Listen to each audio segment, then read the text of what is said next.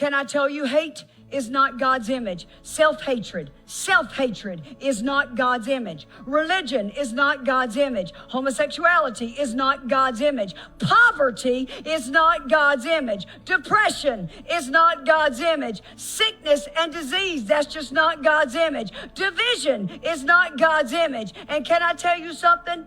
Can I just go ahead and tell you, having any other God before him, that is not protecting his image. In other words, anything that exalts itself against the knowledge of God, and all of those things do, cast it down, because it's not his image.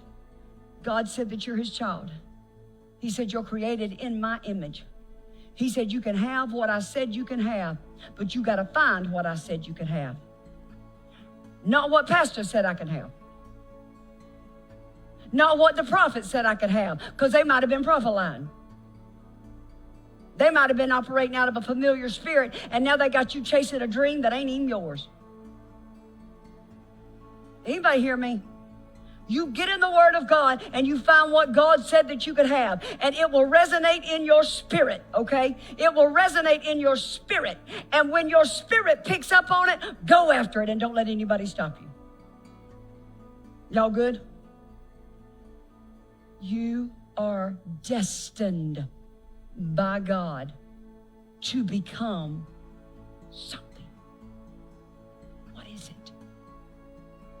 What is it that you were destined to become? And it's not a doctor or a lawyer. It's none of those things. It's not even a wife or a husband. It's none of those things. What were you destined to become? And the more you feed God's image in you, the more I feed God's image in me from here to here, the less he can find me.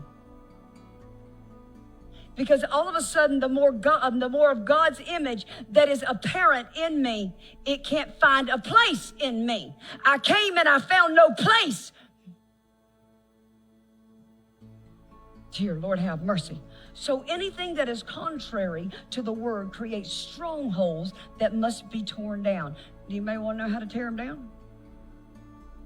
Or y'all want me to just pass over it? All right, I'm just going to give you a little thing. How to tear them down. R&R. I got a stronghold. How do I tear it down, Pastor? R&R. And that's not rest and relaxation either. Because we all need some of that. I promise you I do. All right, R&R. Number one, refuse to accept it as truth. R&R. Tearing down a stronghold right now. I refuse to accept it as truth. Number two, replace it with God's truth. You mean that's all I got to do?